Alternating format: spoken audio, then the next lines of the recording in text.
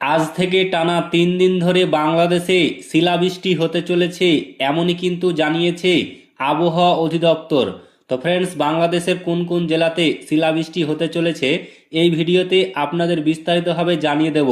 অবশ্যই ভিডিওটি শেষ পর্যন্ত দেখবেন।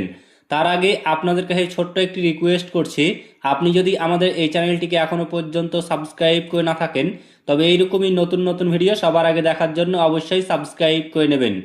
দেশ জুড়ে বৃষ্টির আভাস, হতে পারে শিলাবৃষ্টিও। সারা দেশে আগামী 24 ঘন্টায় বজ্রসহ বৃষ্টি হতে পারে বলে জানিয়েছে আবহাওয়া অধিদপ্তর। সেই সঙ্গে দেশ জুড়ে তাপমাত্রা বাড়তে পারে বলে জানিয়েছে সংস্থাটি।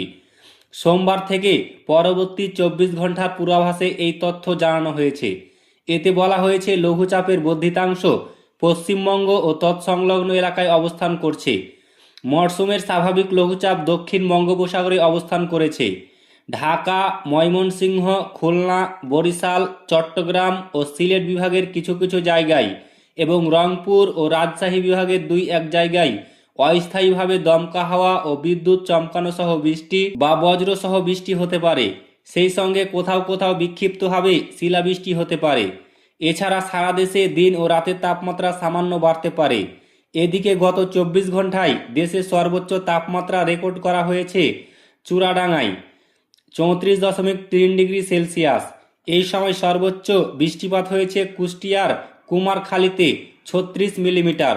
আজ ঢাকায় বাতাসের গতিবেগ দক্ষিণ ও দক্ষিণ পূর্ব দিক থেকে ঘন্টায় 10 থেকে 15 কিলোমিটার।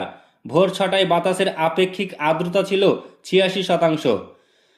আজ ভোর 6টা পর্যন্ত 24 ঘন্টায় দেশের সর্বোচ্চ বৃষ্টিপাতের রেকর্ড করা হয়েছে। তো ফ্রেন্ডস, এই ছিল আবহাওয়া সংক্রান্ত বিগ ব্রেকিং নিউজ। ভিডিওটি ভালো লাগলে লাইক করবেন, শেয়ার করবেন এবং চ্যানেলটিকে অতি অবশ্যই সাবস্ক্রাইব করবেন।